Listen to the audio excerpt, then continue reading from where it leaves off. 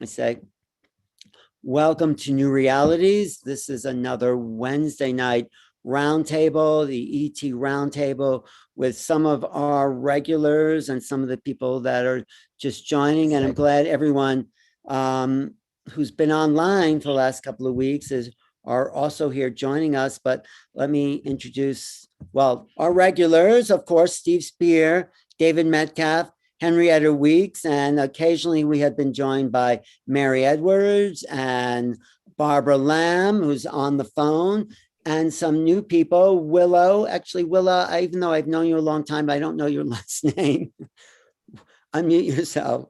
Yeah, I go by Willow B on Facebook, but, right. But my last name is Broad Us, like a broad us. Oh, Broad Us. That wasn't your name when I knew you, was it? No, that is. It's always been that my name. was? Broadus. That was your father's name? I knew her father. Mm-hmm. And of course, my new friend, Nadihana, right? Okay. Yeah. So we're going to focus a little while on Mary and Barbara's work, and then we'll jump in with everyone, although feel free to jump in. And then Willow, you can share your story after with that initial conversation. And it's sort of a free for all, right, Steve? I'm talking to Steve. All right. And okay, Mary, since Barbara's on the phone, do you want to talk about this book for children that you came up about ET stories and what that is all about? So go ahead, Mary. You're in the spotlight. All righty. Well, thank you. Hi, Barbara, and hi, everybody. First of all, it was wonderful to find Barbara last year to be able to joint venture on this amazing book that we have done that's called, ET Friends in Space. And the subtitle is Stories of Friendship and Learning Between Human Kids and Extraterrestrials. And I have been wanting to do a book since I was a little girl. And the mission of the book is basically to share positive stories through colorful pictures and 18 stories from Barbara's regressions that she has done over the decades, over the 4,000. Let me just tell people who Barbara is. Barbara is one of the most accomplished regressionists in the ET contact field. She's, you've worked with hundreds of people, maybe thousands, and takes people back. How many, Barbara?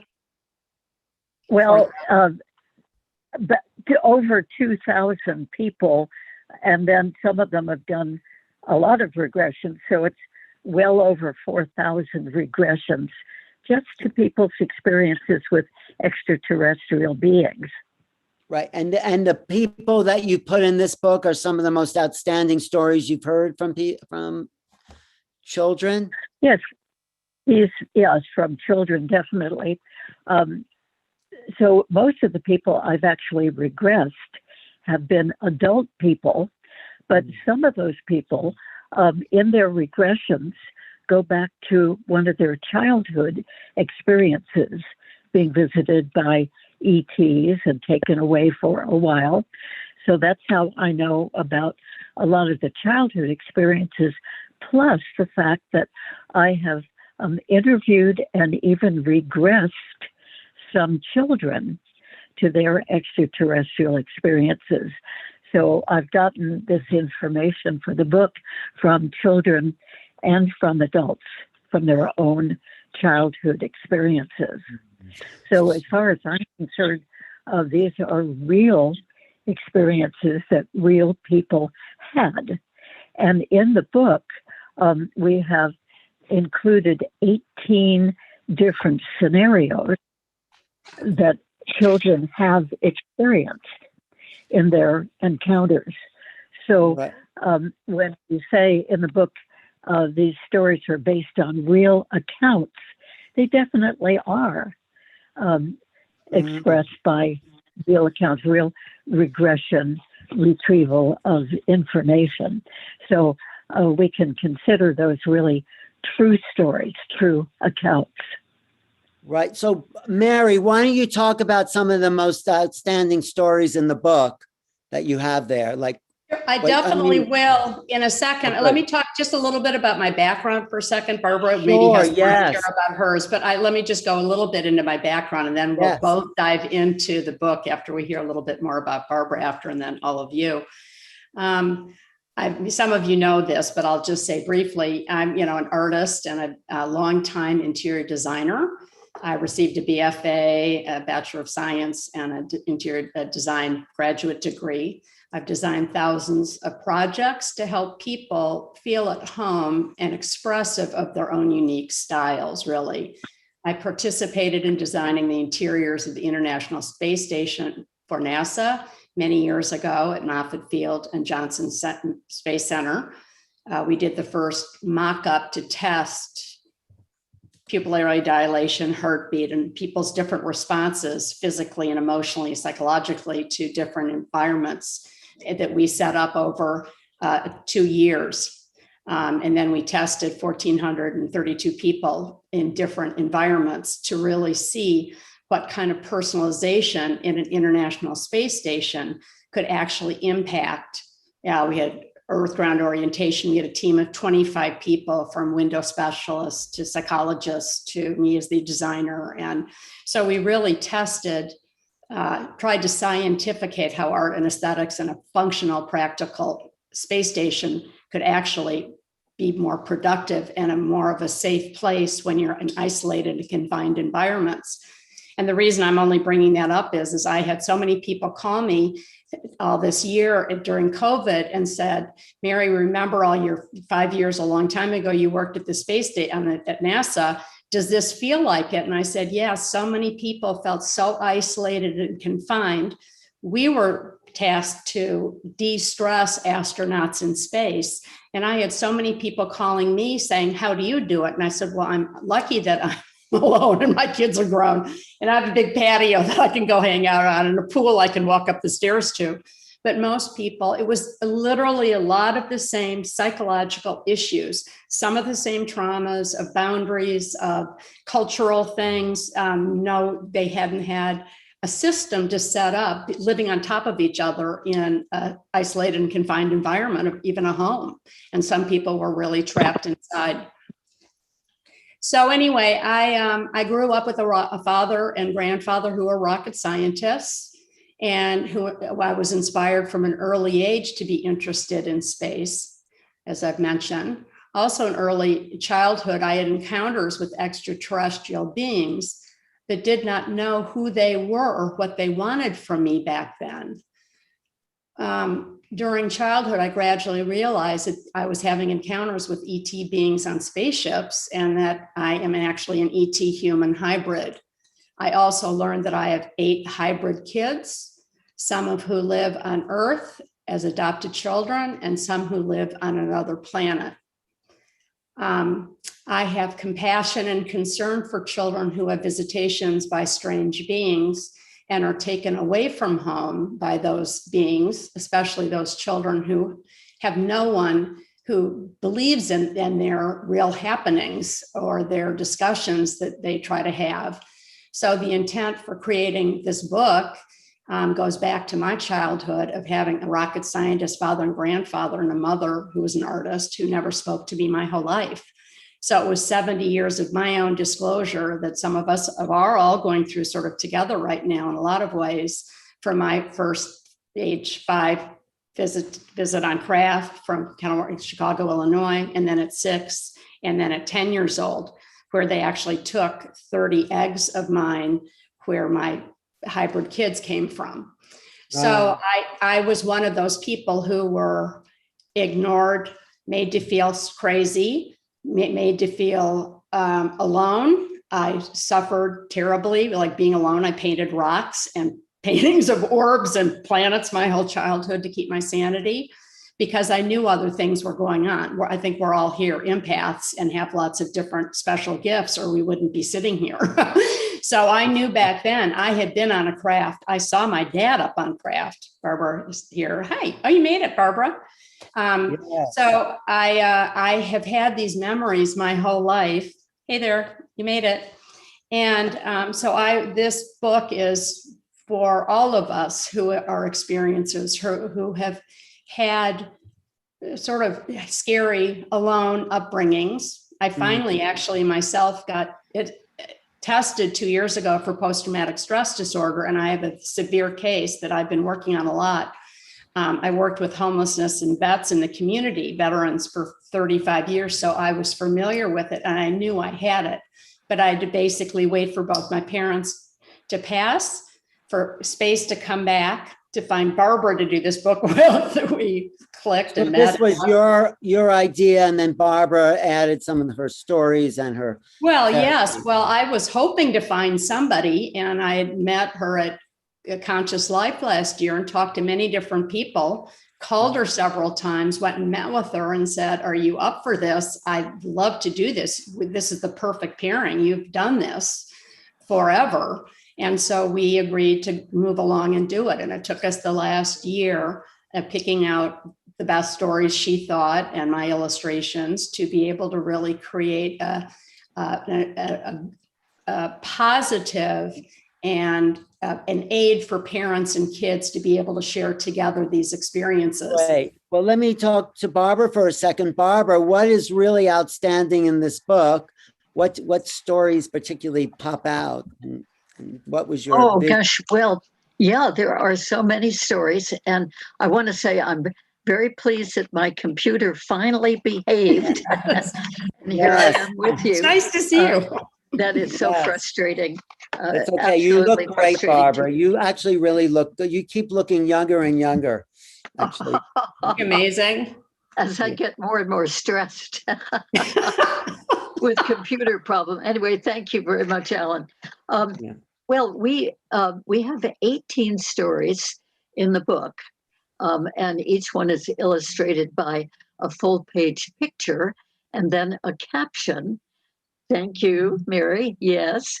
Unless the captions are written from the child's point of view, as if the child is actually saying this. So I would like to say that the first story that we have in the book shows a little boy in his pajamas because he's been taken during the night by the extraterrestrials, right? And he's there on a spaceship looking out a huge window, accompanied by a couple of different types of ETs. And they're looking out into space. And one of them is pointing out that that second planet over there is planet Earth. And the little boy is thrilled. And he says, "I'm always excited when my space friends let me see through the big window. Really cool. None of the other kids at home get to see this." And that's really true. And, you know, I've had so many children in my work report that one of the really exciting things about being with these space friends is that they get to see space. They get to be way out there in space, which the rest of us don't get to do. And I just also want to say, Barbara, this makes it so much less traumatic for children who may have had those experiences.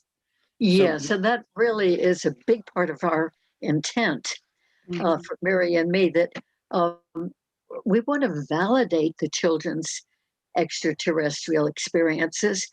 We want to validate them as real because so many kids report these experiences like strange visitors or in a room at night sometimes, or they'll say, "A monster is in my room," or "My little friend is in my room, my little space friend," depending on their point of view about these visitors.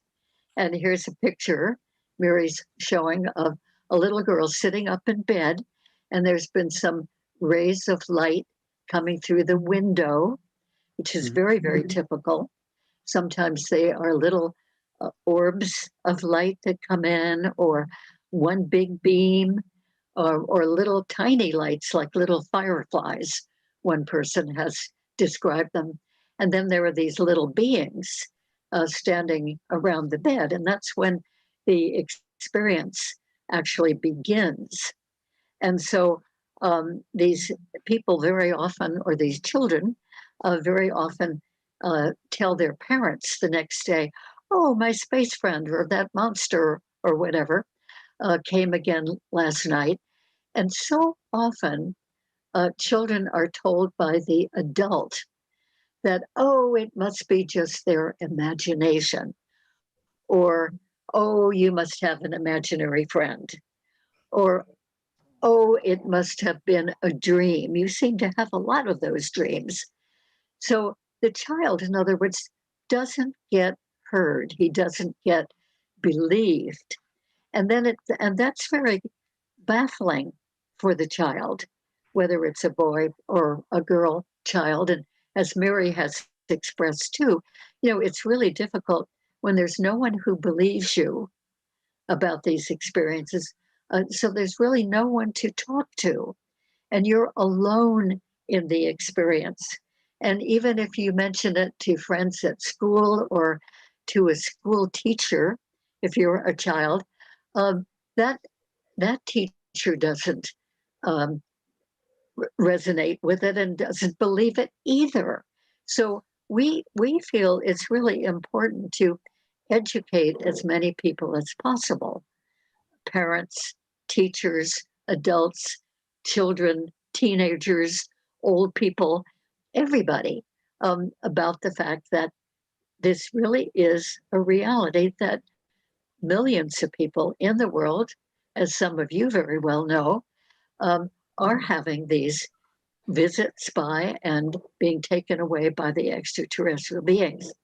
But especially, of course, we have geared this book for children and for adults who might be reading the book to children or sharing it with them, because we think we can not only reassure the children, but we can be educating the parents. And some of those parents are people who had experiences with extraterrestrials themselves beginning in childhood. And some of them are still having them now. And they've had no one to talk to about it. Right. So we want to open up conversations between children and their adults in their lives. Mhm. So they Well- can all, open it up, and maybe for the first time in their lives, feel Right. that they're not alone in this. Oh, wow, there's somebody I can talk to, somebody who believes me. And that's really important. No, those absolutely. answers. Your work together is really beautiful. Maybe we can just get a little input from Willow and hear her story, because she hasn't really told it to any. Willow, do you want to share what happened to you just recently? Absolutely. Thank you so much. I'm really so humbled and grateful to be here among you all and to have the chance to tell this story. And incidentally, before I get into it, I just wanted to mention something I forgot to mention before, which is my grandfather on my mother's side he worked for the Air Force, and he was a member of Project Blue Book, incidentally. Wow. So I actually have a paperweight they gave him when he left them in 1966. This is on your father's side, Willow? On my mother's side, Oh, actually. I didn't know your mother, did I? No. I don't think so. Yeah. I knew your father pretty well. I mean, sort of well. Yeah. All right. I didn't know that. Yeah, and you've always been an inspiration to me. You were one of my favorite people who came into the store, always. But anyway, so I did see UFOs a few times in my life, and one time was in 1977 with my mother in Vermont, lying on a grassy hill at night, and we saw the ones that go zip, zip, zip, zip, zip, really quickly at right angles and zigzags. And I said, Mom, are those spaceships? Are those UFOs? And she said, I don't want to know. Oh, typical. And Right. yeah, later on, I did discover about my grandfather's involvement. And I did not have visitations that I know of when I was a child, but in my 20s, some things started to happen. And one of them was a really intense metaphysical experience, but that's not what I'm here to talk about tonight. But it did change my life and sent me on a journey that led me to live in Nepal for 11 years and just immerse myself in Buddhism and things like that. Then, about a year and a half ago, 2019, December 23rd, I had a really scary operation earlier that year, so I was in a very vulnerable place. And I know a lot of times these stories start to happen to people when they're very kind of open and vulnerable. And I'd been going through it for several months with the healing and wondering if I would get another blood clot and die or something, you know? So very vulnerable. And one night, and I'm going to be as brief as I can because I know that everybody wants a chance to talk. Yes. So one night, around midnight, I woke up while I was asleep. I could see the room around me, but I couldn't move my body. And I didn't feel afraid. And I sensed that my guides were there with me, and they've been with me ever since 94, 95, when I studied at the Steiner School to be a Waldorf teacher. I came in contact with these beings at this time, but always in a very light way. Now, this was not light this time. There was a male and a female, and they were about 300 feet high, and they were standing next to me. And incidentally, Alan, I just realized watching you a little bit before, you're one of the only humans I've ever seen that has a look like them, like the male one.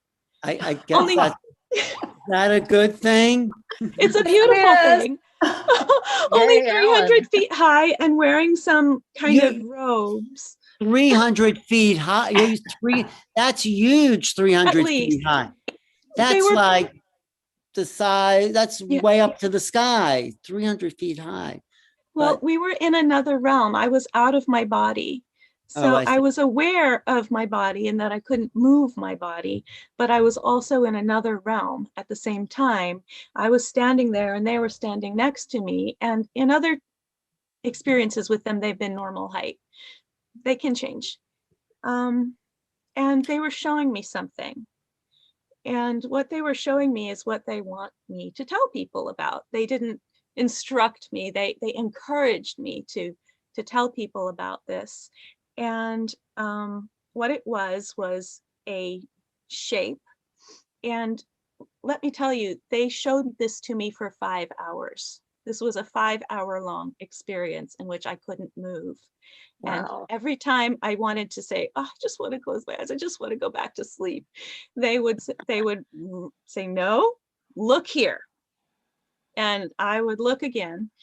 And they really wanted me to remember as many details about this object as I could, so that I could tell people about it.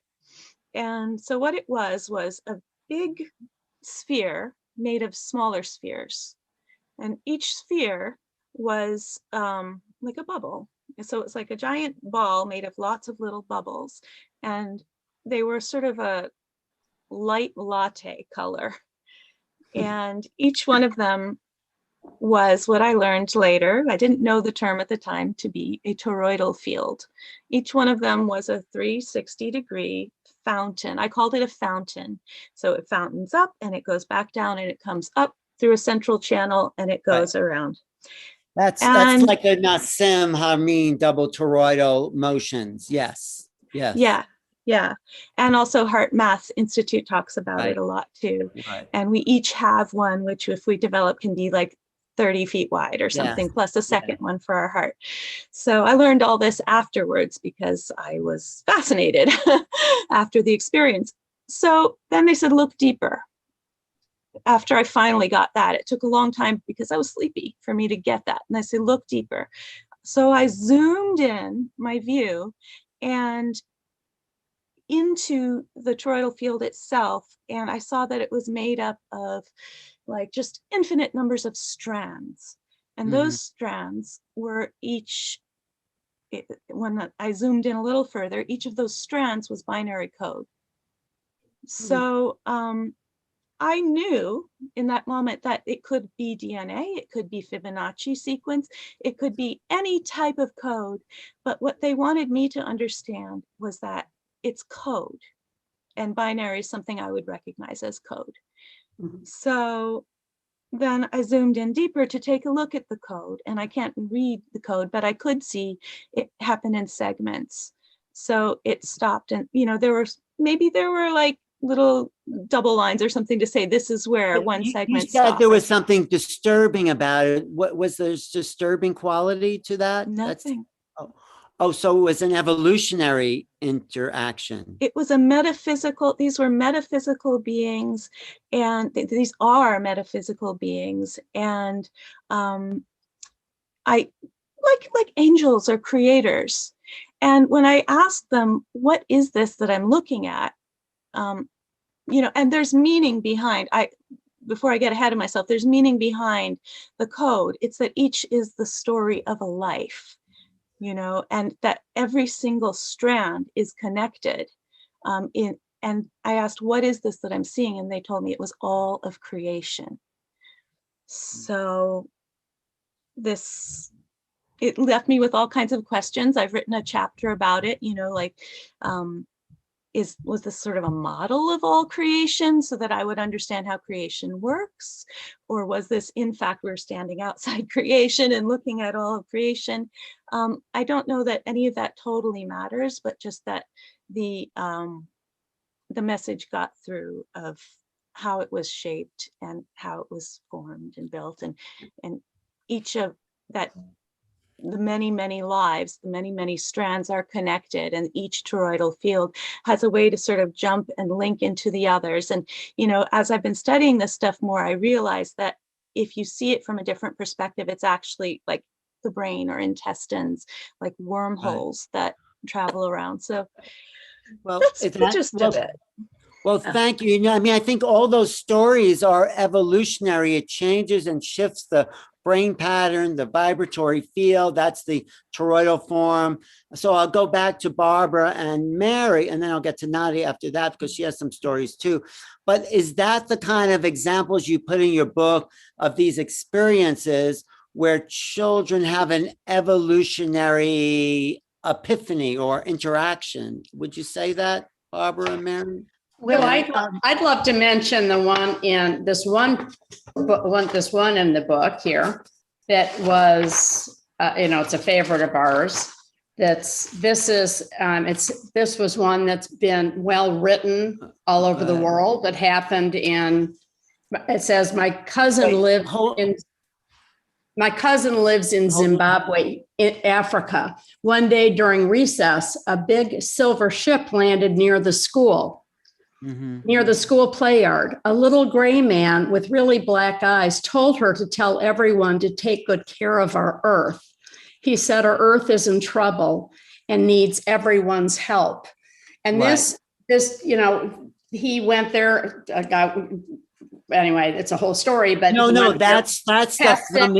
that's the Ariel school phenomenon, 1994. Exactly. It's now coming out as a movie documentary by Randall Nickerson. And so you met one of those children who were cousins of someone. Is that it, right? Yeah, and then he went back, and a lot of their lives were changed and are doing good for the Earth. Even some of the few people that I've read this to said, I want to help the Earth too. So anyway, Barbara, if you want to describe this page more. Barbara, was that someone you worked with? Well, this is someone I knew, had a cousin who was one of those children at the Ariel school in Zimbabwe.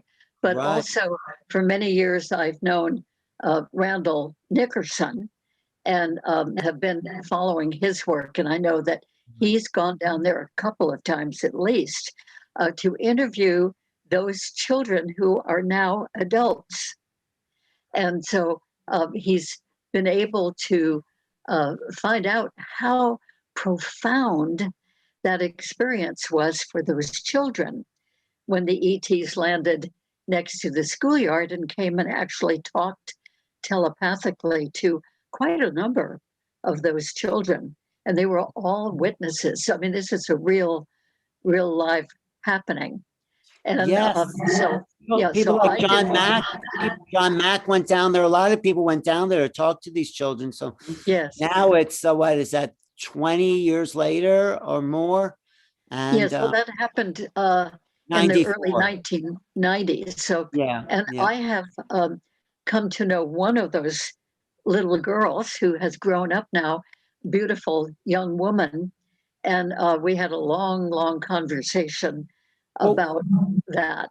What did she say to you, Barbara? What did she say to you about how this had changed her life? What did she tell you? Oh, she said she was profoundly affected in a very positive way.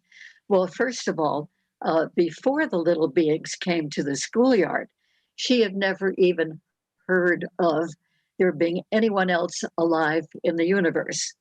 So it was a complete surprise. That's how all the children felt. They didn't know that there were other beings, and they didn't recognize them. Of course, the little beings were gray and small and about the size of the children. And I mean, they were all absolutely amazed, like, what is this? And to see the spacecraft that they came in, big silver disc-shaped craft. I mean, everything about it was just amazing to these kids, and they were just stunned.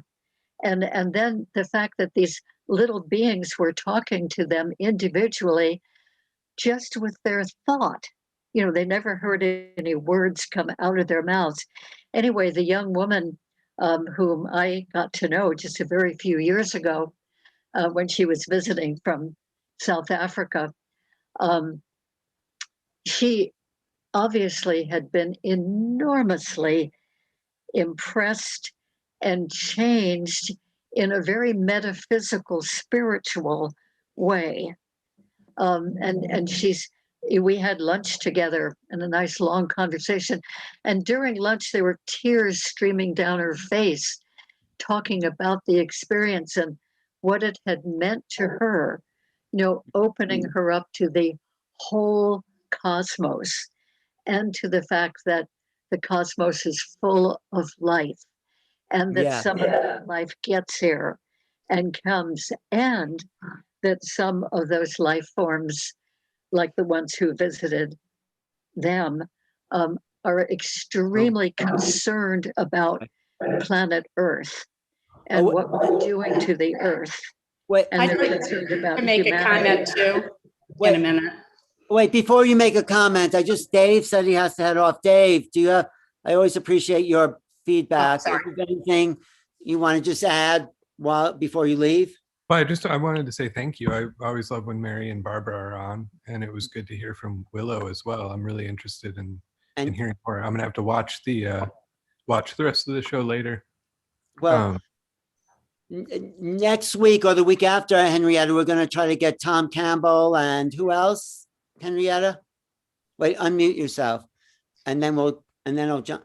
But yeah, I thought it would be a good idea to have Tom Campbell with Elliot, who David. Yes.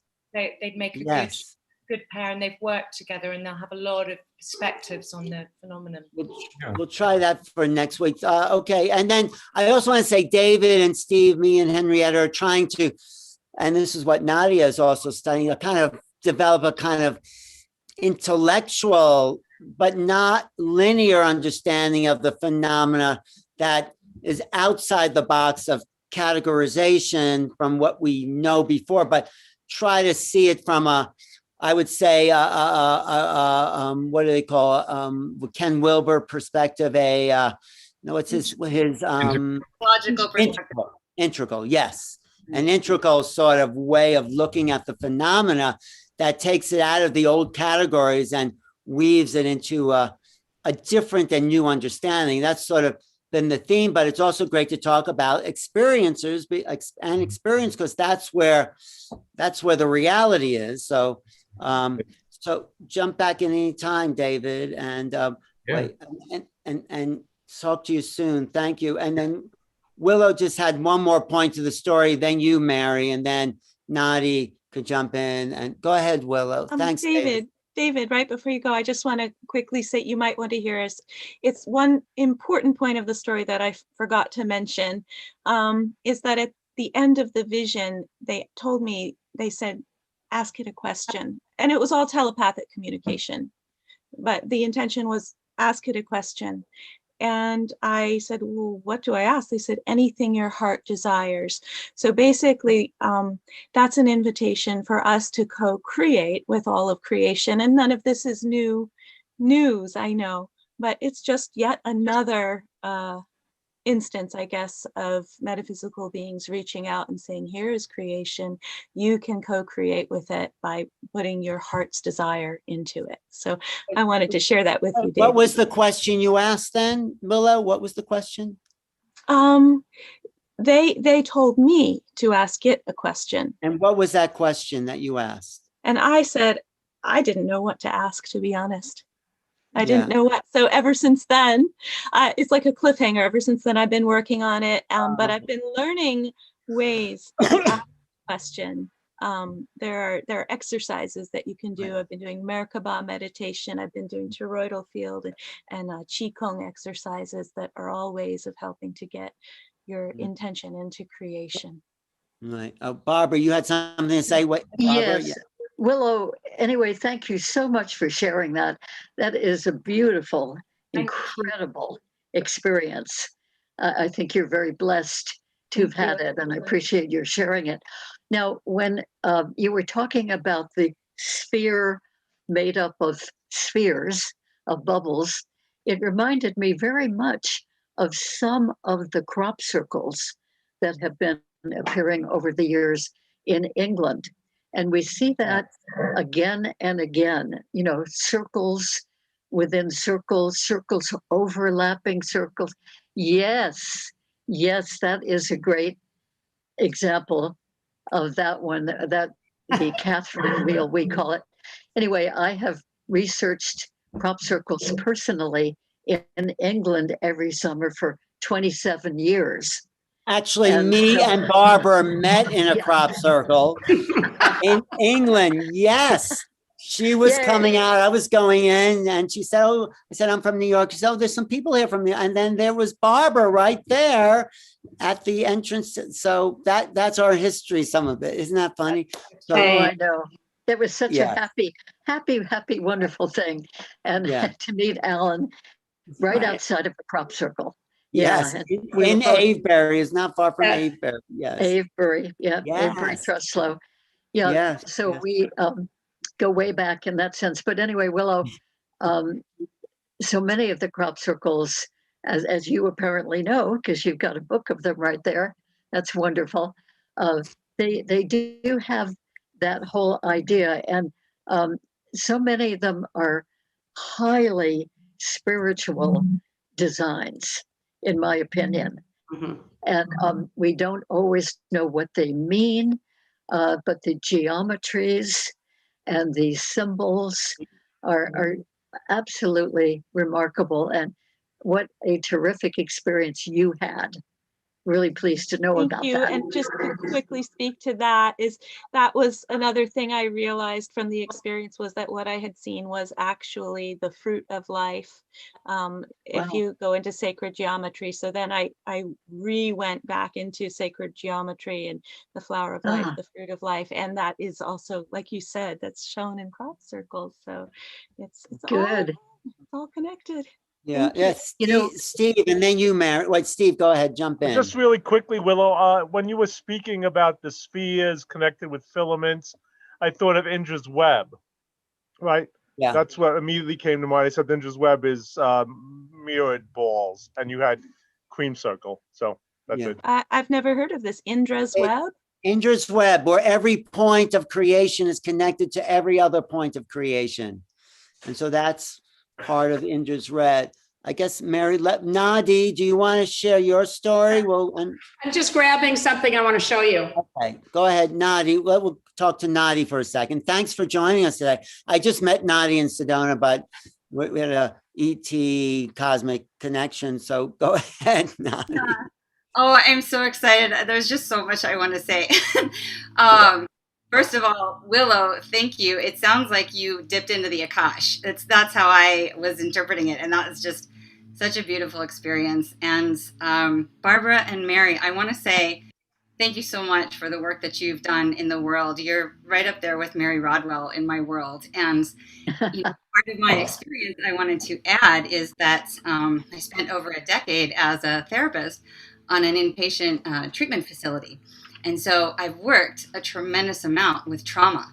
And then, that was a former part of my life. And then I sort of took the leap of faith and had my activation with my crop circles and the Arcturians, and then had my own experiences, psychic brain surgery and telepathic experiences with them. And so that really led me to the crop circles and doing my sacred geometry. So the calls, wow. I mentioned the calls that I host with exploring crop circles and the activations and the incredible technology they contain. And then talking with Arcturians and sharing, advanced civilization, like benevolent presence here to help us. And those groups inevitably end up turning into support groups. And all people need is validation. And once they get it, they're like, oh my God, I'm a pioneer and I know the consciousness that's been shared with me, and now I can go forth and share it. And so this is such a huge part of how we move from our current dimensional reality of fear and scarcity and separation into understanding our connectivity with a galactic community and how much support is here for us. And so I just wanted to share, these are the books I created for the crop circle workshop that I've made. Wait, hold them up again. Hold them up. I want to just spotlight that. I would go to, I hosted booths, and I was dedicated to making people see them and have activations, and they didn't even know what activations were happening. And so this is one of the ones that just really, I just worked with it. I made iteration after iteration, and I would put them on transparencies. And one day, one of the transparencies overlaid with one of the pieces of geometry that I made. Oh, Metatron's beautiful. Nice. Yes. Yeah. Wow. So these are, the crop circles, the geometry, the advanced civilizations inform my life, and I am dedicated to being of service to those who are informed as well and just need to know how advanced they are, because our reality just marginalizes them, doesn't understand it, and makes us think we're crazy. So that is my service to humanity, to our uplift and expansion, is to share. I knew we were talking for a reason. My gosh. I when I first saw the crop circles, it said, why isn't this on the front page of every newspaper around the world? Oh my gosh. Okay, one last thing. So I was inspired. I was doing all my research and I just was obsessed. You know how we get obsessed and we go all in, and I just, mashed potatoes. I just couldn't help creating art. And one of the first ones was a newspaper, exactly what you said, Alan. I made. Oops, we lost frozen. She froze in space and time and space. She's just been abducted right there in front of us. It's so interesting. Wow. But go ahead. We lost some of that. It froze you. You froze yourself for a moment. I got so excited I blasted the computer. So, yes. Just to wind it down is that I created exactly what you were saying, Alan. I put newspaper cuttings all over this huge frame, and then I pasted the different circles that I had done, and I made in bold print, extraterrestrial intelligence informs humanity through crop circles. Yes, exactly. That's the vision I had. Wow. Yeah. Barbara's been to the crop. How many times? 20 years, Barbara? 27. 27 years. 27. We met in 2008. I was only there 2 years, but they just are so different. You got to go there, Nadi, if you love crop circles. Yeah. And you feel the vibration on the land. Well, we can go, not be physical. And it's just, thank you all so much. I'm so excited to be with everyone. Well, it goes back to the story of all of our childhoods. This experiences we have make a difference. Before, the only thing after I had the flood from the pool a few years ago that destroyed everything, I just ran to get this. My parents said I didn't start talking, which is amazing, till like 5. I started, this is a rock I painted before I could talk, from our beach in our backyard outside Chicago.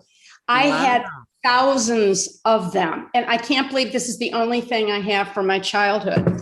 And this, that I have been painting and drawing my whole life from that same era. And I'm an artist too. I have stuff everywhere. I have to say, Mary, they look like Hilma af Klint's work from the Guggenheim, but that's different. Those round circles look like, what is that? Did you paint? Yeah, I painted that when I was a little girlfriend in the garage. My mom, we had this huge fancy house and she wouldn't let me paint inside. So I'd take wood and anything I could to paint. They were orbs. I've been doing this my whole life. And then I do also. The other picture you just showed us. What is that? I do drawings. I've been an artist my whole life. This is just my third eye that I made when I was in Machu Picchu 10 years ago with Kenny Loggins. Wow.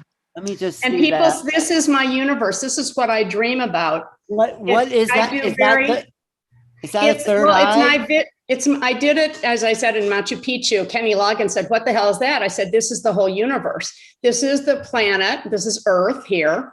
I can't point backwards here. There's the wings, which I've showed this to different psychics and people over the years, and they just sort of go, "Wow, that's my wings." Here's the Earth again. And these are all my sort of sacred geometry stuff that I've been drawing my whole life. Right. And so, because I've been drawing when I started with orbs, globes, planets, and I've been traveling off planet forever that I still don't remember. At age 8, and I remember, it's really weird, Barbara, at 3:11 last night, I haven't had a chance to tell you today. I remember that on the craft at age 5 or 6, I went at 5 and 6 and 10 when they dumped all the information into my brain. It was a 6-hour trip. They took me in one of those huge craft that were 3 or 4 miles long and put stats and math and information in me. But I literally, I've told you guys before, I wrote NASA at age 8 in 1960, and I have the proof. My mom didn't throw it away, thank God. And it says, I wrote NASA saying I wanted to be the first woman astronaut for space. So I went to space, I drew the rocks, I did art, I went to architecture school. I've worked on wellness interiors for 50 years. I have been drawing and healing people through space along with myself. And this was to look at the logo for NASA back then in 1960. NASA wrote you back. My dad was part of Secret Space. Werner von Braun worked for my dad's aeronautical aerospace company for 5 years. He was part of Secret Space. Wait, what does NASA say to you in the letter there? Isn't this amazing? I can't believe I found it. What do they wrote back? Yes, I'll read it to you. Yes. Well, it's from George C. Flight Space Center. Look at the logo though, from 1960. Yes. And I just turned 70 years old. So this was, I just turned 70. So that was, I guess 8 years old. At NASA, George Flight Center. Dear Mary E. Edwards, dear Miss Edwards, we deeply appreciate and I don't know how I got that. My parents wouldn't even talk to me about space. There was Dad in Secret Space with Einstein, Werner von Braun, Oppenheimer, working on the Manhattan Project, being this big deal Princetonian rocket scientist. And then he was doing all the space stuff. But I do remember, and my mother's father was an architect. So I know that I got instilled with the energy to bring love and peace and architecture and design in spaces. And that's what I've done my whole life. So it says, Dear Miss Edwards, because they already knew my family anyway, which is so funny because Dad worked for NASA and for the government. And Truman, he used to play golf with Eisenhower. I mean, I go way back with my family, both my parents' sides. We deeply appreciate your communication to the George C. Center Marshall Flight Center. We are grateful, too, for your interest in the nation's civilian space exploration program. As much as we would like to make a personal reply, I regret very much to say the volume of mail received simply does not allow us to do. However, read your communication with care, and we have made every effort to comply with your request. I sincerely trust that we have been able to be of some service to you. Thanks again for your thoughtfulness in writing. Well, Isn't that a was riot? nice. I mean, it's But isn't that interesting insane? though. They actually wrote back that I approve But you know what's interesting about that is they were getting a lot of similar mail from a lot of people all over the country. So this like whole opening to space started to come into the mindset. Right. Well, I was born in 51 and my dad was designing and manufacturing all that heavy rocketry, jillions of dollars worth at his huge company. And they were our dining room conversations, as most people's were, not for mine anyway, in the 50s, 60s, were the damn Russians. Right. So space is back now, and that's why this is perfect time to do the book. And ETs and UFOs. And UFOs. I want to ask Henrietta, Henrietta, where'd you go? I was just going to ask you a question. Are you disappearing? Can I just ask you a question? Yes.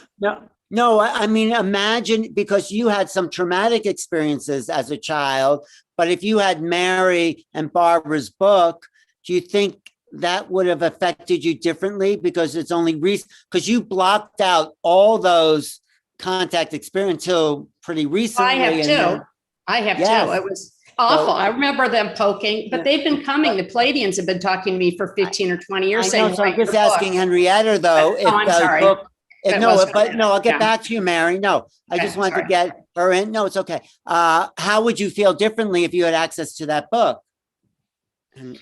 I would have felt different. I mean, there was just nothing like it. I mean, all I knew was that I was having these very strange dreams that I felt had a significance. I was continually wondering for the rest of my life, but it's because it's so recent. Actually, when I can afford to, I'm going to do some regressions with Barbara. I've already spoken. Oh, great! Yeah, because because there are lots of pieces that I feel are coming together.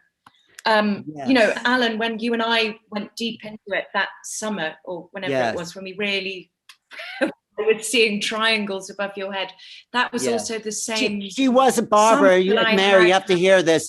Henrietta wasn't into any of this, but every time she'd look at me, she'd see triangles around me. And she said, "What's that?" I saw that when I first saw you too. I did. Yes, I did. Right here, right there. Right here.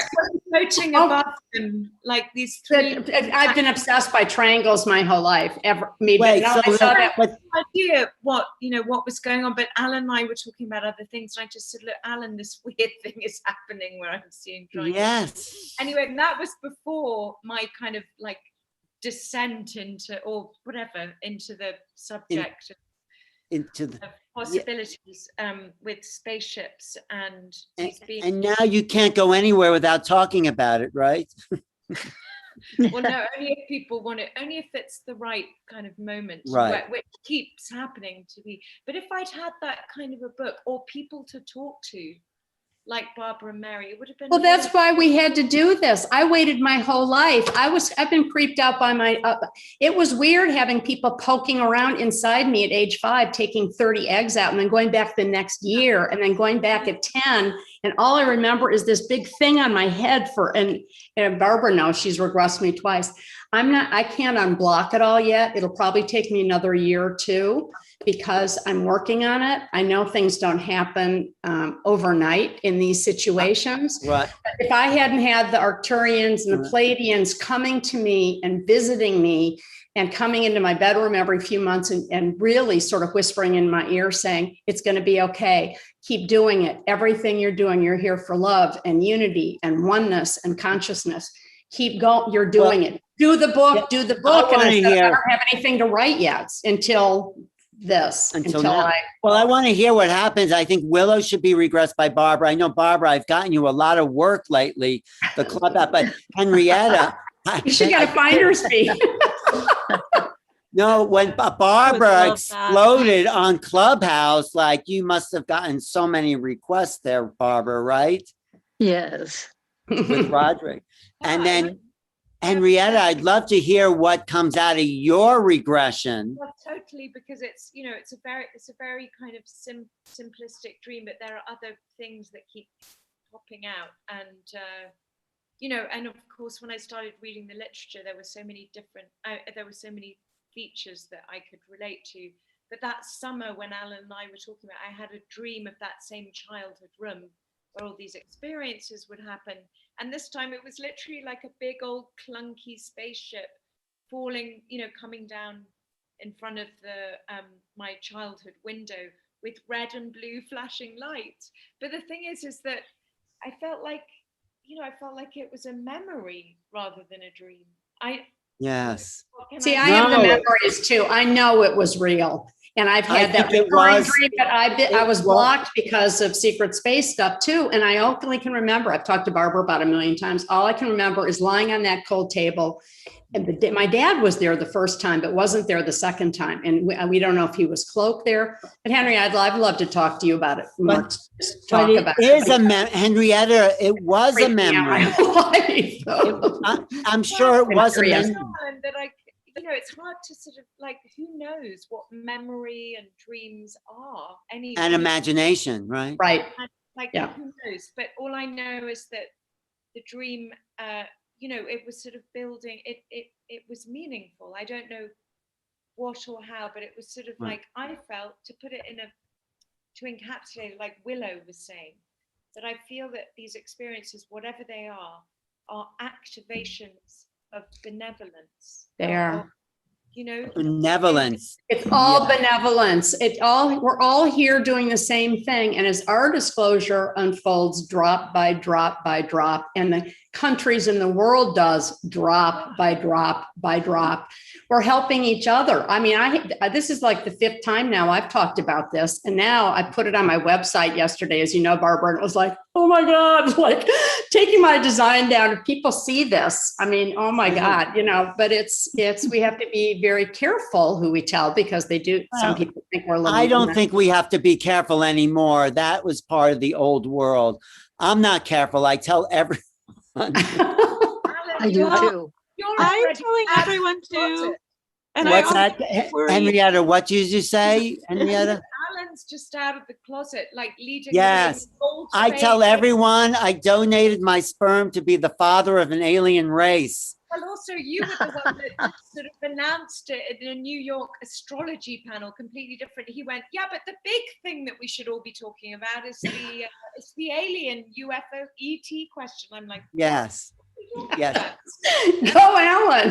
Yeah, but I do. Henrietta said, no, that was before Henrietta woke up and said, what is he talking about? That's ridiculous. That's crazy. I thought I was the CI. Well, good for Alan, when did you start doing? If you read the chapter in my book, it talks about how when I was a child, I always looked at the stars and just knew there were people out there. I just knew it. Alan. What's that? I love your essay. Oh, really thank you. Yes, really get my book, Mary. I'll put it in I have to. I want to.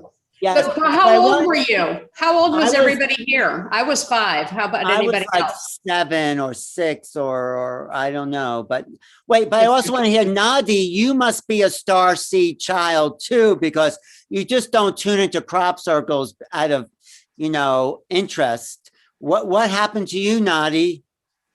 There's a lot that I don't know, honestly, but that's why Barbara's here. That's why Barbara's here. I do, but there's some things I know, and it's only been in the last decade that the crop circles have been, speaking to me, so to speak. But I want to say, Alan, on that video with Bashar, I don't know when it was, the 90s or something, actually telling you that you're the great, great, great, great, great, and you're like, oh, It was just like, well, really, it was a little shocking. It was a little shocking to know that I was related to Bashar. I have to say, Steve too is an abductee. His drawings and his connection, his channelings, his contact with the higher worlds definitely makes him a different sort of person, right, Steve? Hey, Alan. Yeah, tonight I decided, and I'm glad there's a lot of people, because tonight I decided I would pretty much be silent. Okay.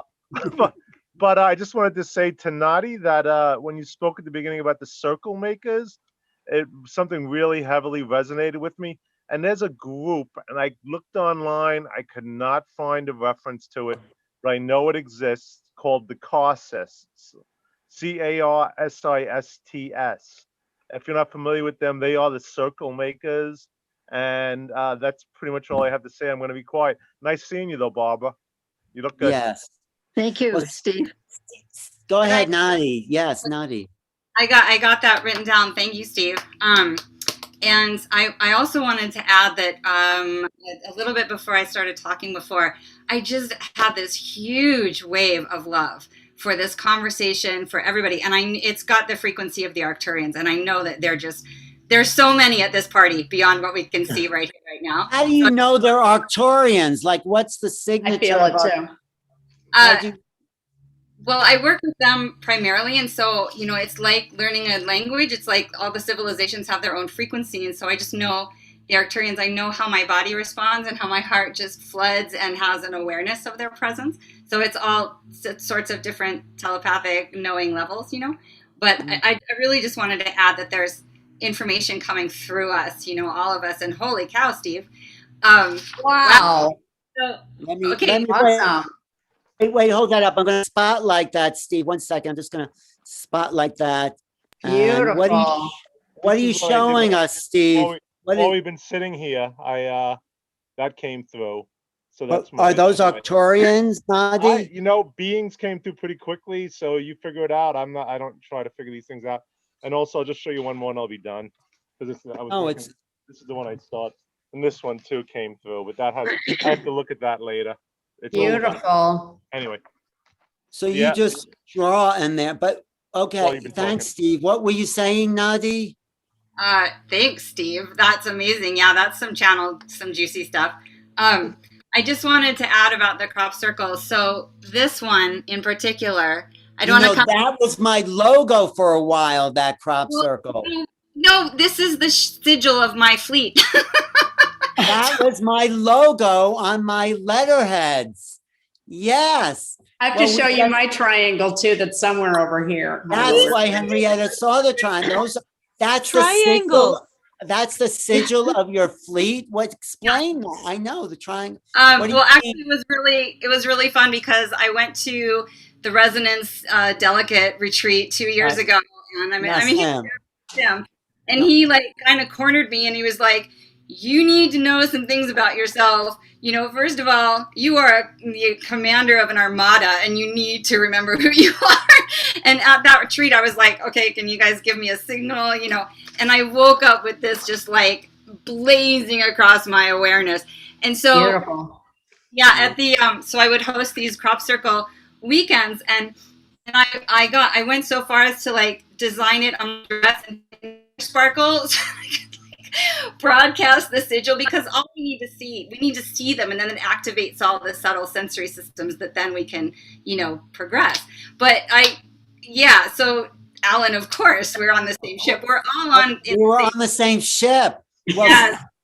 Well, Steve is a sigil expert, I think. Sigils. Can you explain sigils, Steve? Because that's sort of your lineage.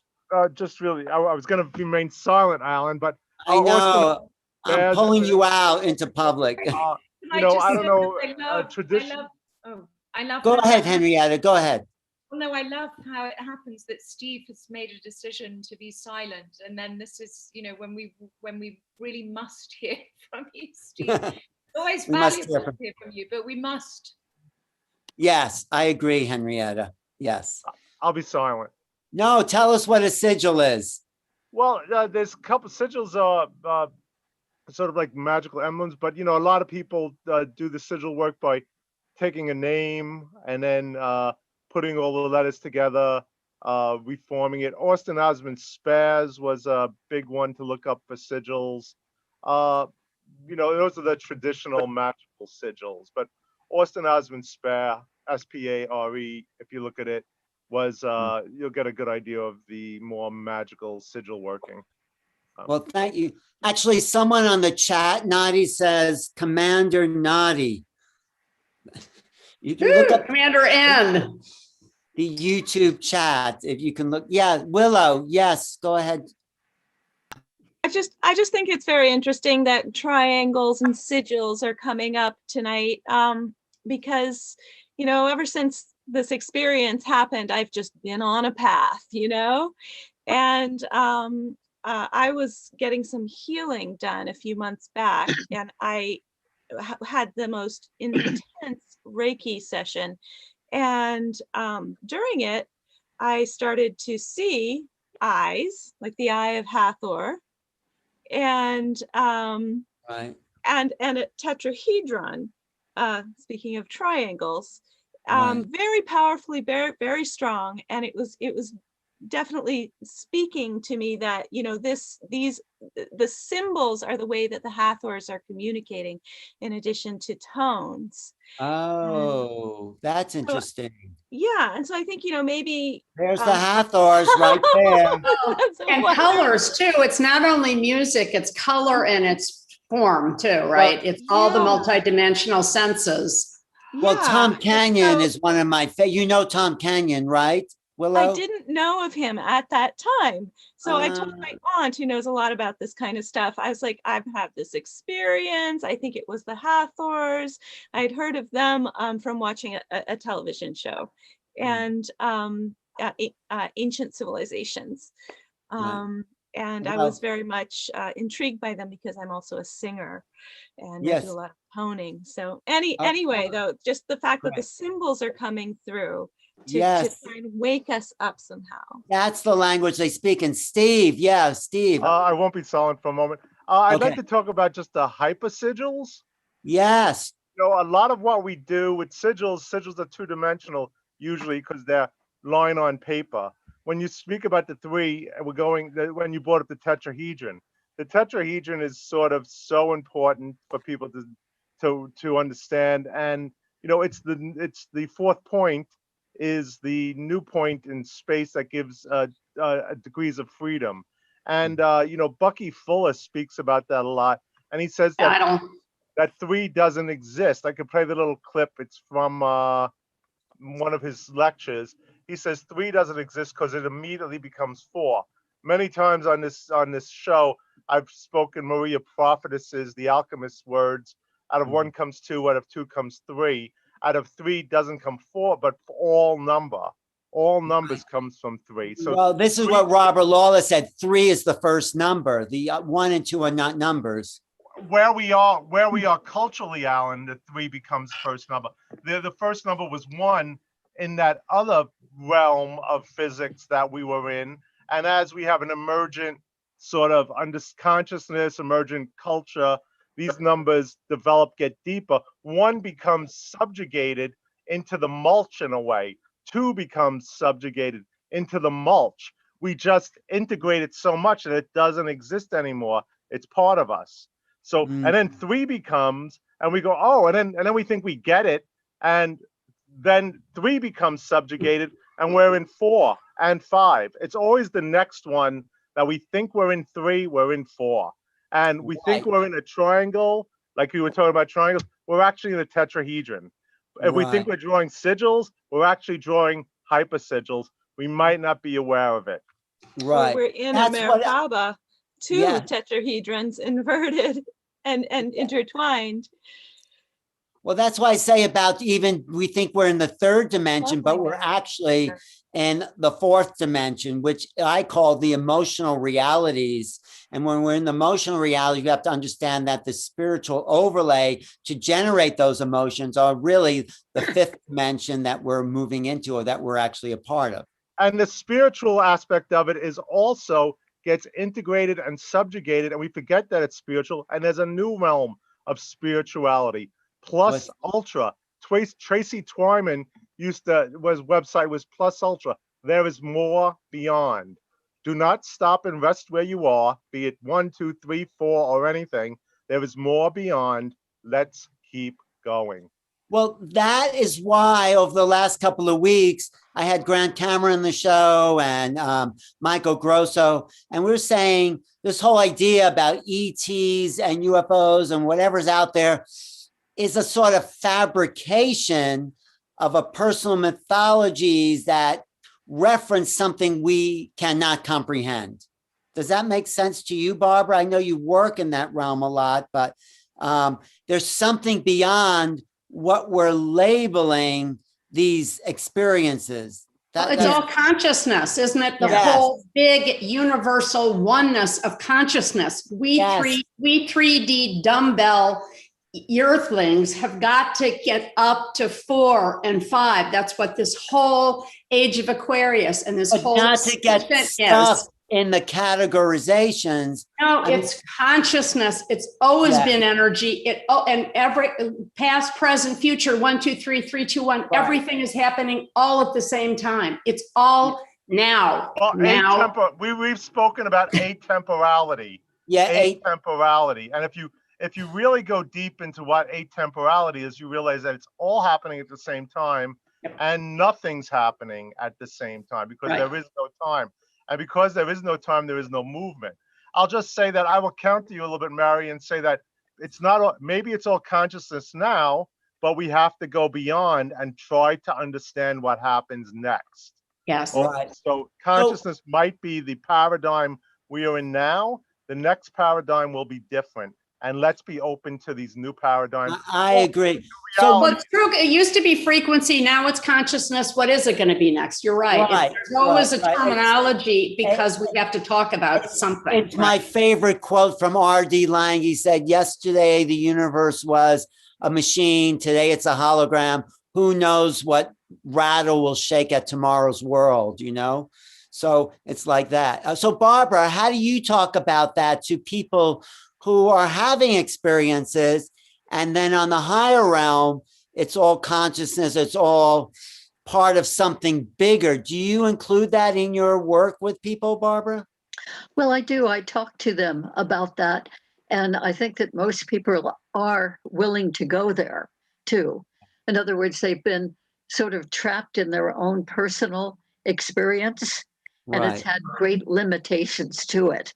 Huge limitations.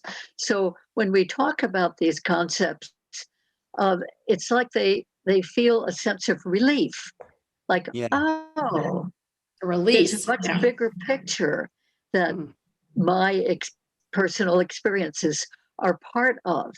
And so it may take them a little while to adjust to that bigger picture, but I think they definitely benefit when they do that. Yeah. And Well, that's why. Isn't it always about love or fear and the drama we get stuck in? I mean, I know. Well, that's one level, Mary. I think that's one level. I think, what were you going to say, Willow? Willow. Oh, thanks. Yeah, Barbara, what you were saying there really resonates. As a psychotherapist, I'm trying to help people with things, and I just love that you two have created this book to help people who have had these experiences to feel like they're not alone. And that's exactly the reason why I'm coming out and talking about my experiences. Yes. Because I had a major one in the 90s, and I held it in for 20 years until recently. Most people do. And we do, we keep it in our cell, and we can't move forward if we're trapped in our body and our fear and our anger and all the stuff that I have been. We all are, because and our of reputation, Right. Yeah. So I feel like, well, I'll be that woo-woo leading edge psychotherapist, and that's fine with me. I will be that. And if it helps other people to understand that they're not schizophrenic necessarily, they're just having a metaphysical experience, or they have actually been, on spaceships with aliens. And, this is a whole new level of growth that we as humans are waking up to. And it deserves love and honor and respect. And acceptability. Can I read one of our, just real quick, and just describe, sorry, Barbara, and then you can. Mary, please. It says 5-star. We've gotten, a couple of negative ones, which is expected. We, bring it on, and some good ones. This was a 5-star one from a couple of days ago from our Amazon book review. The best book for adults and children. This children's book is very accessible, fun, and filled with knowledge, even for us adults. I've only recently gotten into the subject of ETs, and this book couldn't have come at a more perfect time. This book introduces ETs to us in a non-threatening, non-scary way and invites us all to open our minds and accept new concepts of reality. This book tells the stories of children through characters who have had contact with ETs. I believe this is important because so often children's voices are suppressed and disregarded.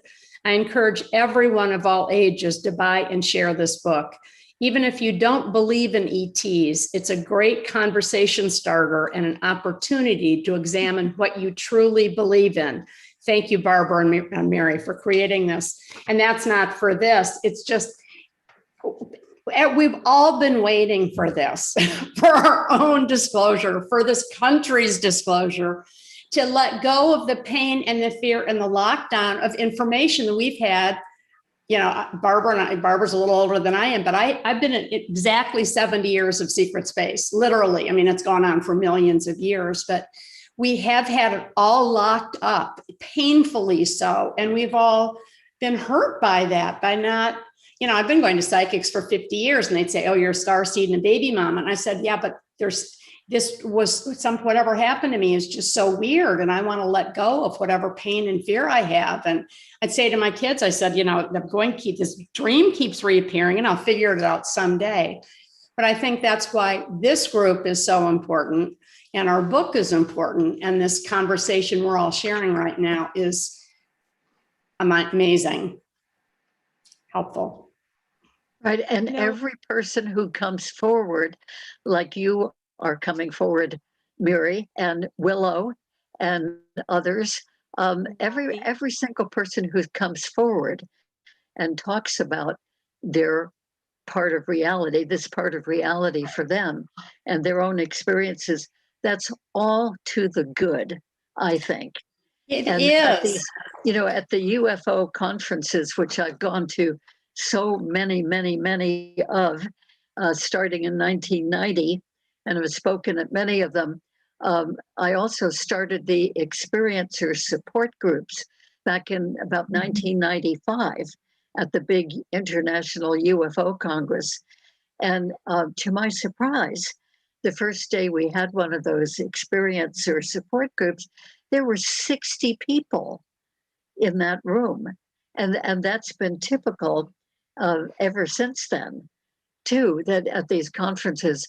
And I'm going to be next week, Mary and I will both be at the UFO mega conference in Laughlin, Nevada.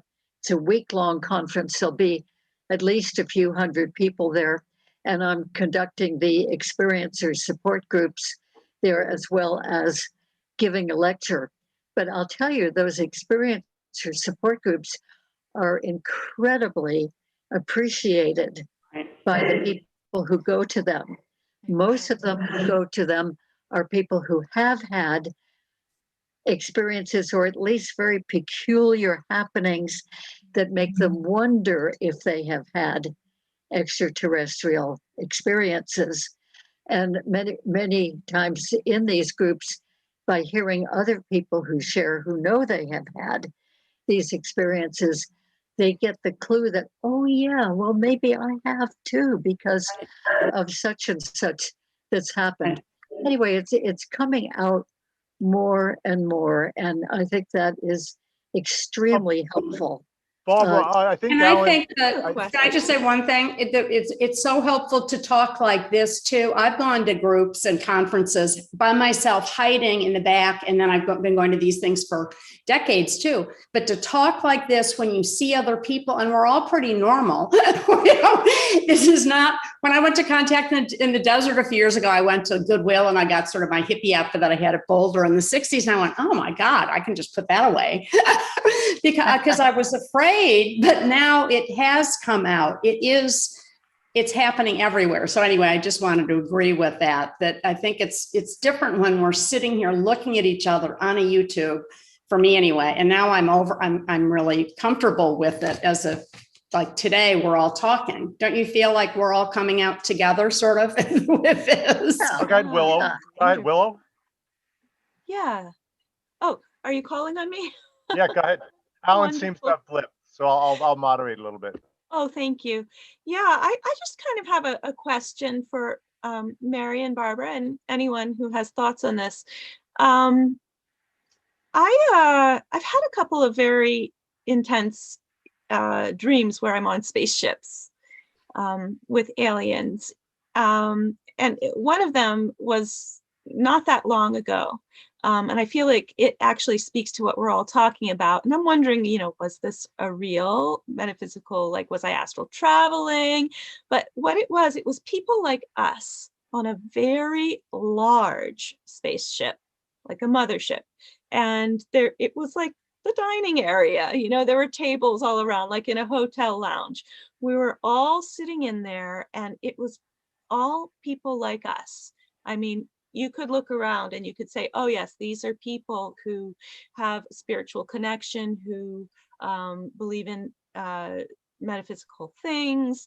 There were like little signs to know, but not, just like a bunch of hippies, like professional, like, normal looking people, like what's normal, but. And then these little robot orbs came flying in and started giving us these little projected light messages and tapes. And they left a thing of tapes, and they said, are you ready for the information? So basically, that's when I woke up. And basically it was saying, are we all ready to wake up? Are we ready for disclosure? Are we ready to know? So, I had one of those a couple of weeks ago on the full moon. I mean, that just blew my mind. I mean, that pink moon, I can never sleep at full moons anyway, but I had a real normal one too. Like, okay, here we are. We're actually doing it. But anyway, go ahead. I know. No, Nadia, go ahead. Thank you, Willow. Yeah, as you were talking, I just had this awareness, like, okay, all of us and our higher selves, we met on the ship and we had a good giggle, and we said, let's join in on a Zoom call together. Like, let's figure out how to meet up on the 3D. And we've done it because we are masters, Absolutely. And I'm going to like 200 other people. But yeah, there's a lot of people online too. But Nadi, I wanted you. Oh, you had something else? Go ahead. Yeah, I do. But go ahead. Yeah. So that's that's part of the reason that I do the calls that I do. It's the reason for the book. It's this energy that we're carrying is, I feel like, great, we've got this government disclosure and the crash retrieval and all this, but I feel like it's really just psychic, collectively sanctioning that the conversation about benevolence and support, and the connection, like that's Barbara getting another call for a regression. That's okay. That was the ET saying. My computer. The man I tried to call desperately for computer help. You figured it out, Barbara. Is he here now? He's finally calling back. Well, anyway, Nadi, what were you saying, Nadi? Yeah, so just a couple more things in that I feel like, there's these perspectives in our duality, right? Where this government disclosure, this talk of a threat, and that whole like fear-based paradigm of interpreting, and then here we are, that at least gives us the ability to talk openly, like what we've all been saying, of like, I can finally say it, and Alan's like, here's what we really need to be talking about. So I feel so grateful to be on this side of the conversation. And I have one more thing, but Barbara, are you leaving us? I don't want to. No, just go say one more thing, Nadi. Go ahead. Is that in terms of Willow, when you're like, is this a dream? Is this real? I was listening to somebody lately, and they said, there is no such thing as fiction. If we can experience it, if we can dream it, it's really happening on some parallel reality. It's really where we can to our multidimensionality. That's what we're doing. And so I just want to put in one last plug about, I love these calls, and I host my own calls to do it. And I would love to connect with everybody. Yes, we want to go on your calls. Tell us when your calls are. Definitely. Well, yeah. So just briefly, my website is www.galacticrosegeometry. gmail.com. And I do calls mostly on the weekends, but drawing the Sri Yantra, drawing the 64 star tetrahedron, or light language calls, or interspecies communication with whales, or crop circle and binaural beat meditations. Like, you name it, come join me. I would love to just give you a link and have you come to the party, because that's what we're doing. We're just expanding the consciousness of who we really are, right? Could you repeat your website, please? Yeah, I'll put it in the link. It's in the chat. It's Galactic Rose Geometry. ROSC? Sorry. Yeah, Galactic ROSC. Rose, right, Geometry. I'll put it in the chat. But I've got the whole June schedule up, but I don't have links. So I'm going to get the Eventbrite links in. But I also would love, I'm just going to put a special access code in the panel for you all, because I would just love to have you join me. Oh, thank you. Thank you. Barbara, what were you going to say? Because I have to say, Barbara, as all this stuff comes out, you are busier than ever. You are everywhere. You are on all the calls. Higher. Yes. Yeah, I'm supposedly retired. No, you're not. You're just beginning. Beginning, Barbara. I don't think that'll ever happen, retirement. Well, anyway, space is back. This is all happening now. You can't now. Yeah. I was going to say about the disclosure, so much has happened since I wanted to say something about the disclosure. Here people are waiting for another little dribble about the fact that there are these unknown crafts flying in the air. And I think that of all the millions of people in the world who experience actual experiences with the beings, that they must think, oh my God, that is so rudimentary, so basic, that reality about the crafts are coming out. So I think anything that any of us can do to bring out the fact that, yes, there are crafts, but more importantly, there are connections between those civilizations and our civilizations. So what kind of connections? Barbara, what do you mean? What kind of connections are you referring to? Well, there are a number of different kinds. Many people are having direct experiences, of course, like some of you and me too, with the beings. And some are channeling, bringing a lot of information in from the other beings. And some are ET human hybrids who are living here amongst us. They were born here on Earth, but they were deliberately added extraterrestrial genetics, as I've written about in my book called Meet the Hybrids. Right. And then there are walk-ins as well, ET souls who have made a soul exchange with a human being who didn't really want to be here in life anymore. So we've got the hybrids, we've got the walk-ins, we've got the experiencers, we have the channels. So I think more and more knowing about them is coming through. And that's a big part of why Mary and I wrote this book for children, to let them and their parents, their adults, really get some validity about this experience.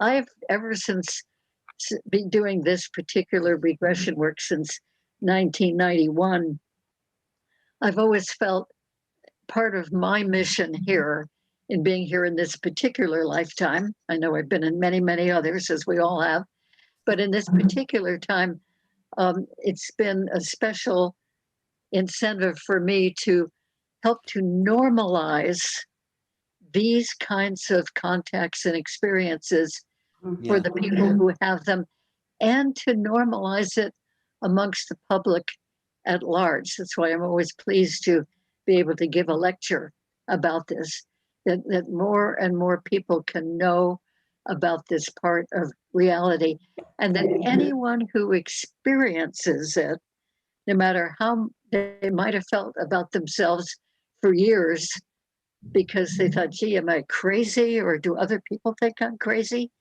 That no, they're not crazy. They're normal. In fact, I think they're exceptionally fine people if they have been chosen by the extraterrestrials. Well, we were chosen, and we signed up for ourselves. My father was one, my grandfather was one. I chose my family so I could help expedite this too. I'm here, Sure. We're all here for love and acceptance and elevating the consciousness and whatever it is we're doing here. And I have had, 70 years of, 65 years of waiting for everything. And, we all are learning now. I get downloads all the time. We ask for them. They are coming in every shape and form. If we are open to it and just pay attention, meditate more, think less, get out of the fear, get out of the whole crap that people get sucked into every day. It's here for all of us. We don't even have to really go anywhere. We can find it. It's all within us. It is all inside. And that's what I've been learning more and more the last few years from Emery Smith and Randy and friends of mine and all you guys, that it's all inside, and we just have to trust us and trust it. And that's why we're on Earth now. We all know that this is the most important shift forever. I mean, I was around at the Arcturians during Egypt. We probably all were. But I know I'm here to exactly do this. And we've all been doing it already forever. And we're just now all banding together in a new constellation to really get the mass and the power and elevate it to a place where everybody does feel it. And people are who want to. Steve, you were going to say something. Thanks, Mary. I think Nadia is leaving, so maybe she wants to say goodbye. Oh, Nadia, are you leaving? Yeah, I actually am going to go teach sacred geometry drawing to our local Portland Community College, so I have to hop off. But one thing, ooh, look at that, Barbara. So I want you to be aware of a book that I wrote in the year 2000, Crop Circles Revealed. And my co-author, a woman named Judith Moore, did exceptional channeling from an 11th dimensional being, channeling about the whole crop circle phenomenon and the sacred geometry. And then we had her channel about 65 individual crop circles. So that's all in this book called Crop Circles Revealed. And I thought you might want to know about that because you're so very wonderfully involved in this. We'll do this again. And then here I've got crop circles, and then Steve's showing us your angels. Put that back up too, Steve. Oh my God, you just did that now? When you were showing your book, he was showing. Wait. Oh my God.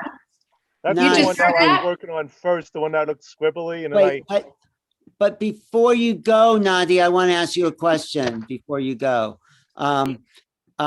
Just to talk about your teacher again, who you're taking these classes from, that, what's his name?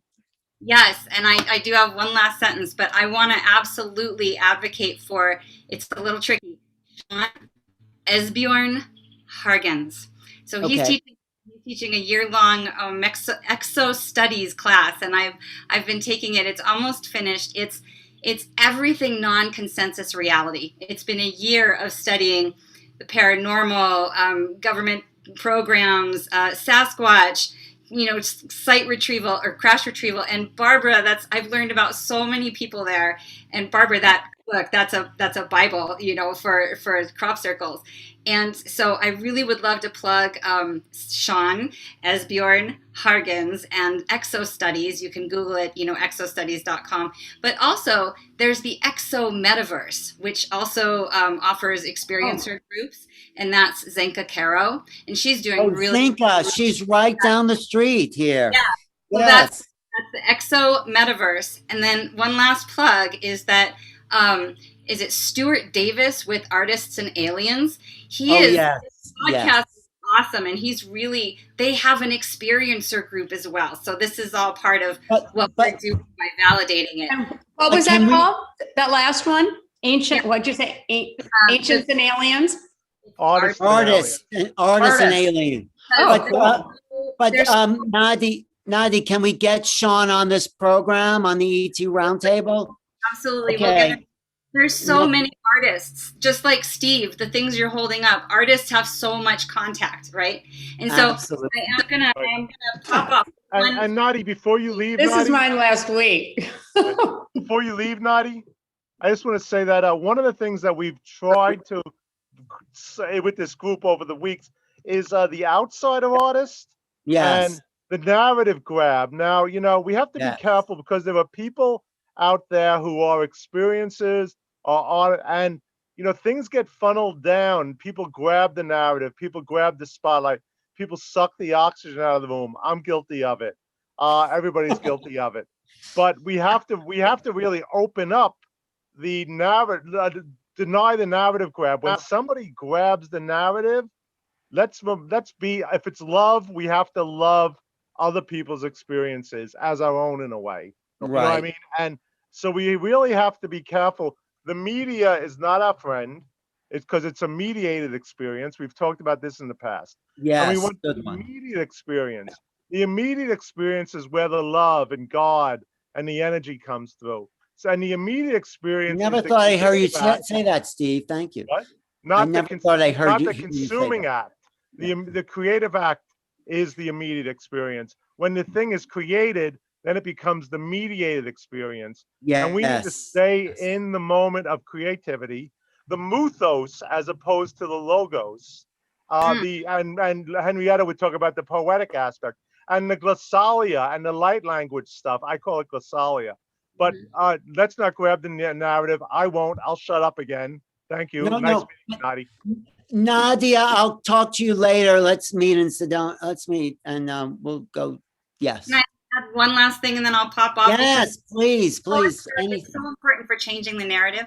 A lot through the conversation, we've used the word crazy, right? And so in my calls, I always want to invite the paradigm shift of calling it extraordinary, because it fits in any situation, and we're not crazy, we're extraordinary. We're not extraordinary. That's my parting gift. Thank you so much, all. I'll be in touch with you. Thanks so much for joining the call. Thank you. You're here with a real legend, Barbara Lamb, of course. Yes, Barbara and Mary and all of you. Thank you so much. What a beautiful opportunity. Thanks. Thank you, Nadia. But that all your crops are your symbols and everything. Yes, symbols are amazing. So wonderful to meet you. You're terrific. Thank you. Yes. Yeah. Thank you. Lovely meeting you. Oh, yeah. So wait, Willow, did you have something to say? And then I want to get back to promoting Mary and Barbara's book so people know how to find it and buy it and read it. Oh yeah. Alan, yes. I'm afraid I'm going to have to go too because one of my friends isn't very well and I have to go and help. Yeah. Okay. Well, thank you, Henrietta. We're going to get Tom Campbell and Elliot Edge on here. Some other people, Alan, like talking about all, having Willow here share her experience. That woman I mentioned who'd seen all the Yes. Well, she's just here again. I think we should because I found those stories so fascinating. Okay. In conjunction with talking to Steve. Maybe next week we could do that. Should we do that next week? Yeah. Okay. Okay. Or we'll talk. But I'll talk to you later, Alan. Call me later. Yes. Bye, Henrietta. Great to see you, Henrietta. Drawing, Steve, your paintings, and Willow, your stories, and Mary and Barbara, your book. And you're looking really good, Henrietta. You look vitalized, revitalized. Yeah, I'm feeling quite vital. Well, I've been doing lots of exercises with them. Yes, with them. Yes. Okay. Henrietta Weekes. Henrietta Weekes actually has a chapter in my book, Making Contact. So check it out. It's a real, I think, important chapter because it's a non-linear overview of the situation, because these things don't happen in linear time. We have to get rid of linearity altogether, right, Steve? Wait, Steve, you're saying something. Steve, unmute, Steve, or are you just taking us out? No, okay. I have to say, Alan, that one of the reasons I appreciate your book is because you were willing to give up the narrative to other people. Right. You really were. And I think that's why I enjoyed your book, because you weren't that- narrative grabbing, you were opening it up for people Well, and allowing a new narrative. I love Alan for that too. He just, Thank like, you. You let know, us that's the only way to tell the story is not through one perspective, but through multi-perspective. It has, no one has, this is the problem with the government, Barbara and Mary and Will.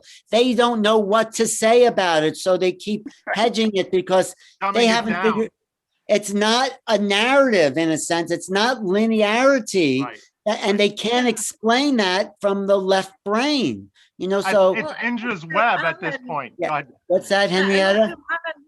and Alan, that's just the beginning. You got to get another, you got to, and with Steve, with other artists and other regular people, because we can keep going with these stories Yes. that are just pieces of the puzzle. I love what Steve said. What did you say? Hang on. It's Before I not go. you're right, Steve. I didn't want to grab the narrative because I know my narrative is only my perspective. And I mean, Barbara's probably heard it all. And, if anyone could put the pieces together, it's And Barbara. remember, just Willow, when you saw the binary, that was ones and zeros. We're in Yes. ones and zeros. We're in 3. We're moving on. You know what I mean? It's like we have so to, the number thing is very important. And then it has to be discarded. We have to discard it when we work through it. Put it, let it go into the mulch and let new things grow. Maybe it's a new way. I believe that. And I agree with that. And I think that's why I mentioned that they only showed it to me that way because they knew then that I would understand that it's a code, but that I know that was like the simplest of ways that I could be shown because it is so much deeper and so much vaster than that. Literally microcosm to macrocosm. It's Fibonacci, it's DNA, it's more. It's even more that we can't comprehend. It's color, it's light. Exactly. Well, we talk a lot about the spectrum beyond the spectrum and colors that we can't see, but also think about hyper Fibonacci's and things like that. Yes. Wait, Henrietta, I just want to say I'm doing another panel with Darryl Anka on Sunday, so maybe you could jump on. Oh, yeah, I'd love to. I love what Steve said, and we've all said this in so many words, but with your amazing paintings and you say, here it is, I don't try to understand it. That's kind of what I think it's that kind of space where, we can keep going, go beyond, right? Because as soon as I think that I've got something, even in a poem or a story, it's like, it's like as an artist, Henrietta, it's not about me understanding it. It's about letting other people understand it and me not grabbing the narrative. Exactly. That's how I feel. It's literally like it's there and then it goes out and it goes to other people. It is what it is. It is what it is. It is whatever it is. Whatever it is. Yeah. Thanks, Henrietta. But I think Steve makes a good point about the narrative grab, which is what the media is trying to do now. And with it's a load of rubbish. I'm not really like. But it's what people tend to believe. This is why these conversations with Mary and Barbara, Willow, it's like, no one can define our narratives because we know what our experience is. So the more I think unique we become, the more we add to the overall puzzle without trying to fit it into someone else's experience. That's the gift of our individuation. So, but I suppose the only interesting or useful thing about this whole, media explosion is because I remember when this happened with psychedelics, people who just wouldn't look at it at all were suddenly looking at it. So, once they're looking at it, then you can, then there's all kinds of possibilities. So it's useful in that way. Right. Beyond that, it's not very useful. It's like red hair all over the place. Wait, Willow, did you want to say something there? And then we'll get back to Barbara. Yeah, I mean, it's a different subject. That's okay. We're all over the place anyway. That's okay. Thanks. Mary, I just was remembering how you mentioned before that you actually went to another planet. And I want to see if there's any correspondences with one of the other, I only had a few spaceship dreams. And the other one that was very vivid was, I had it in my early 20s. I was brought onto board a spaceship that was hovering over St. Mark's Place in the Lower East Side, by the way. And there were a whole bunch of other people, like about 10, and we were from different nationalities and different ages. And there was this beautiful, tall alien woman with a very big head and with like a turban kind of like earth tones and earth tone robes and like a slender body, but this big head, but not gray. She had big giant, she looked like a gray, but with a bigger head and taller, and with these big, almost sensual red lips. And she invited us all to go and visit another planet, which we did, which was fabulous. It was an Eden planet. Nobody living there yet. And she asked us if we would like to go there and, populate that habit. We had all been specially chosen to do Eden, I guess.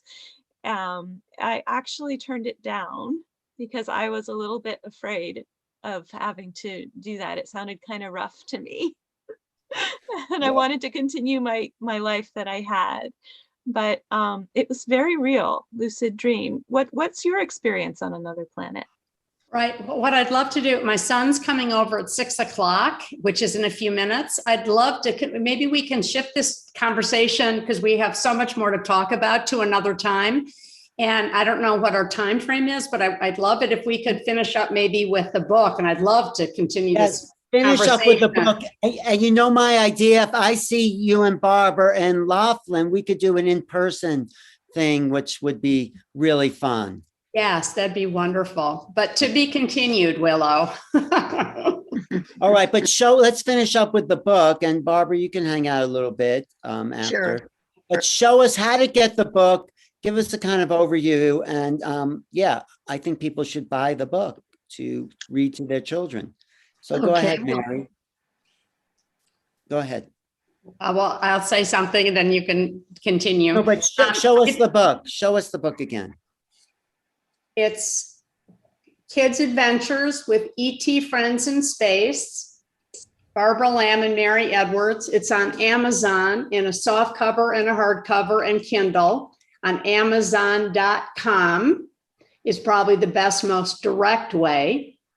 I don't know if you want to send people to your website, but the sales are the fastest and the easiest directly through that, Amazon.com.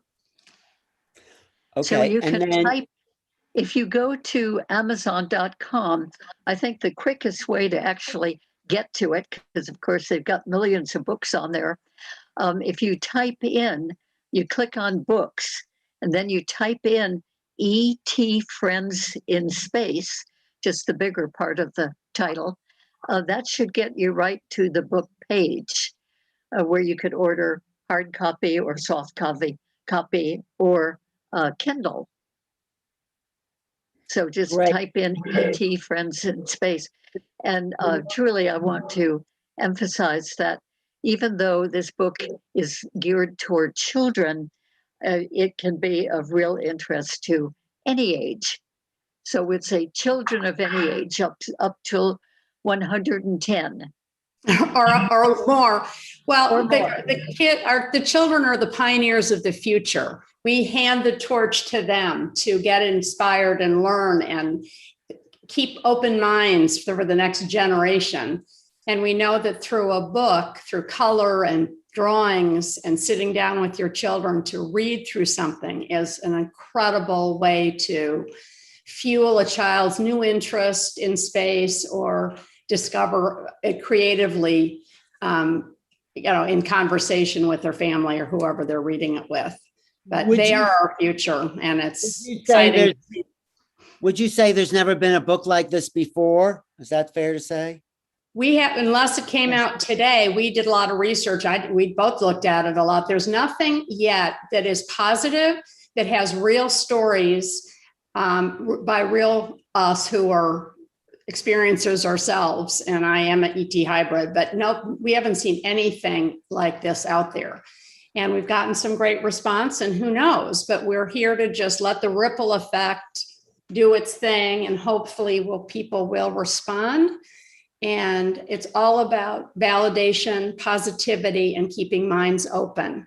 We all grew up with a lot of judgment, or I did anyway. A lot of people did. And now it's time to really open up and really see the magic of the universe and look up at the stars and get off our little iPhones and read and explore the magic and brilliance and vastness of our book and the universe that's sitting right here. Right. Thank you so much for putting this out to a public that needs to be, have knowledge of new possibilities instead of going into fear. And, we all have that irrational fear as children, but maybe if we had keys, we wouldn't be so. And then, of course, fearful adults. And that's what the media feeds off of, fear. So it's like, we need new stories, basically, which is what I say in my book. Let's the new stories that we can start to create.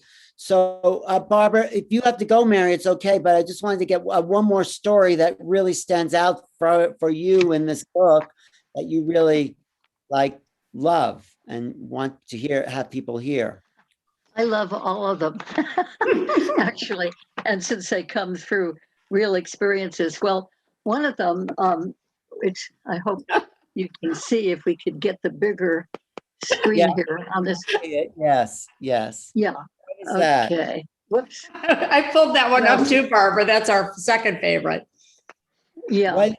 You're seeing So a this bunch is of showing- aliens. Yes. This is showing a big council meeting because some of you know, and I have found out through my regression work, that there are big council meetings, a number of different kinds, out there in space with the extraterrestrial beings.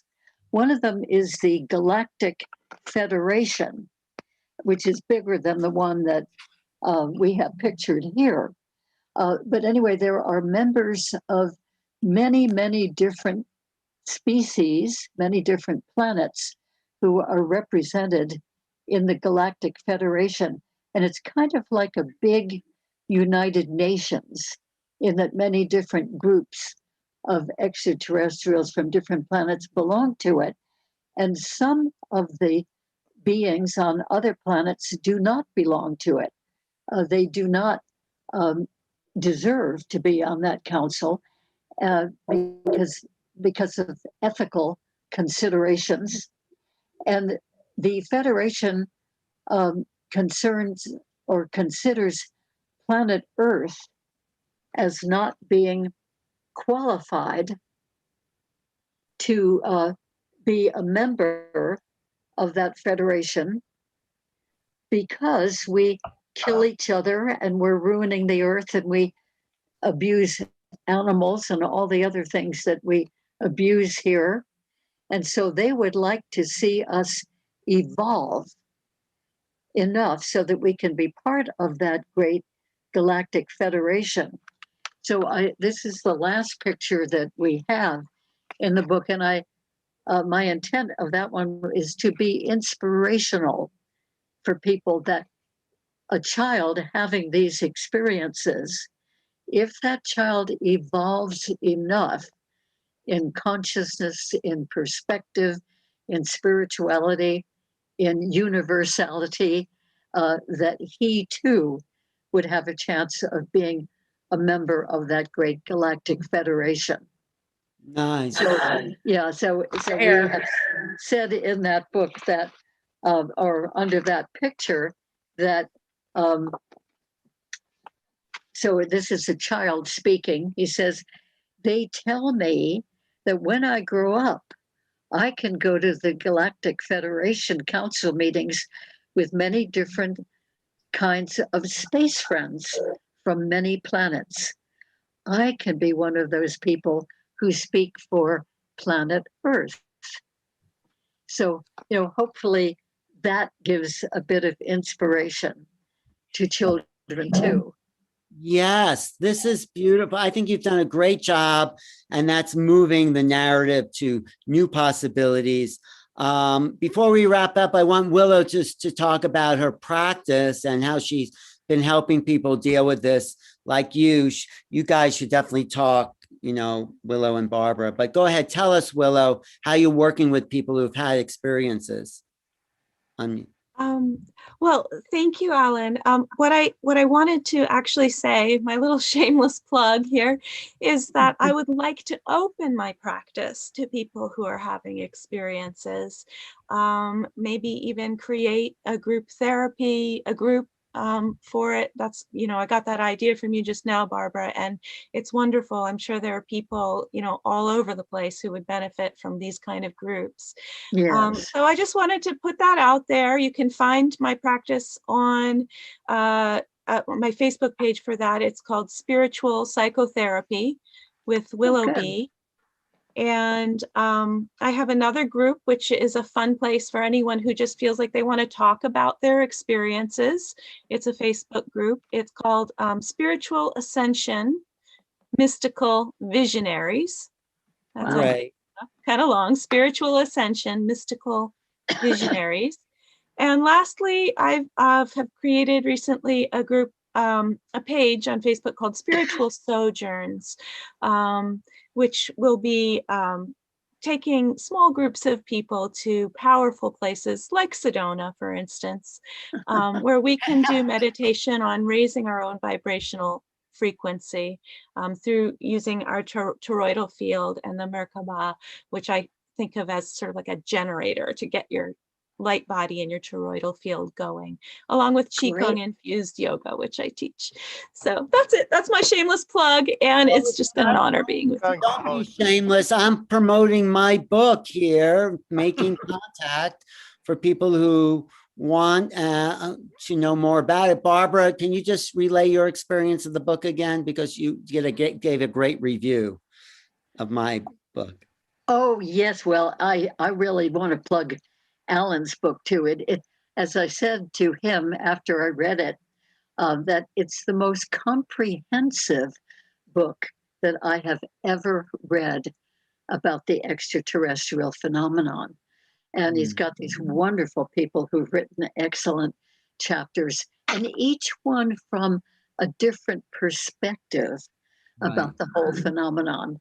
So it's very well balanced and full of very fascinating information. And what Alan has written himself is very, very informative and excellent. So I just really definitely, I have been encouraging a lot of people in my life to be sure to buy and read that book. And then the children's book, of course, this is, as we have said, one of a kind, unique. It's presented in a very personable, likable way. It's very simple, really, and yet I think each picture can show a different kind of experience that people are having. Like, for instance, here's a little boy who has been taken to a spaceship, and he's happy because they are teaching him how to fly a spacecraft.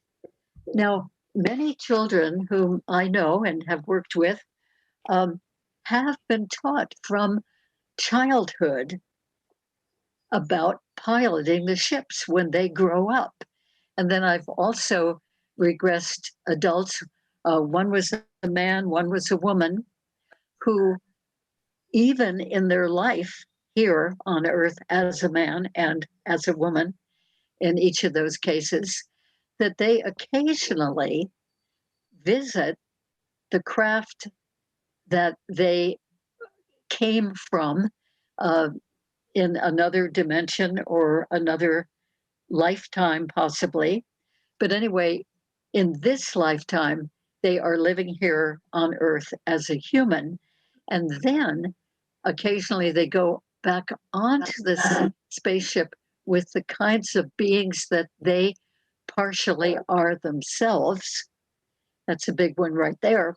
And not only that, but when they go back onto that ship, they actually fly the ship. And they had learned that since early childhood. So that opens up a whole new, exciting realm about the some of the possibilities of having extraterrestrial contact. Well, So we you're, have that in the book. you're also talking, if they're learning that as children, an evolutionary impulse. I mean, this is quite, the next step. If children are that advanced, it means there's a change in the whole undercurrent of our culture, right? Yes. Yeah. Mary? Yeah. And Yeah, I so- grew up with that. I mean, my father used to sit on the bed when he'd come back from being down at White Sands doing, testing with von Braun. I'd say, you've been gone for a few months. Can you sit down and let's look at the stars? And can you teach me something? And he'd talk about propulsion and zero G and all the stuff. My mom and my sisters didn't care about space. I was the son who sailed with him and talked until he was Alzheimer'd out on about launches till he couldn't even remember anything.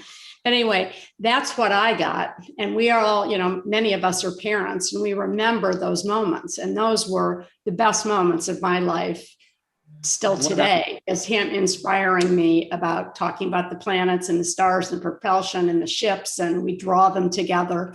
So that's what this is about too. It is about inspiration and passing the baton on to the next generation to see that it is the frontier. It is the next frontier, and it's back right now for us to be able to really take advantage of it and enjoy it and share And it. to incorporate the reality of those experiences into their lives, not just as a dream or a fantasy, but a living reality that will activate more of their minds and brains and potentials as they go out into the world.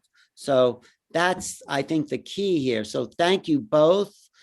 Thank you, Willow. Thank you, Steve, of course. Barbara and Mary, hope to see you soon, maybe next week. Hope so. Get the book. What's the name? What's the name of the Bring book? 2 books for me. Come. Okay. We'll see you. Are you coming? I'm going to see if I can get there, but hold up your book again, because I want to make one final plug for that. Thank you. There it is, ladies and gentlemen. For E.T. Friends in Space, Barbara and Mary, the authors, based on real accounts that Barbara has done so much work in. Barbara Lamb, Mary Edwards, and we'll hopefully do this next week or maybe in person. So, Thanks, nice meeting you, Willow, Mary, Barbara. Good seeing you. Willow, stay in touch. Mary, Wonderful. Yes. Love you. Wonderful meeting you all. Thank you so Barbara, much. Thank you. it looks like you're doing very well, Barbara. I'm really happy you're thriving. Thank you. My computer isn't, but I am. Well, we're not Me too. machines, Barbara. We're not machines. All right. I'll see you guys Okay. soon. Thanks, Thank you Steve. for this, Ellen. Thank you so much. Bye. See you soon. Thank you, everyone. Bye.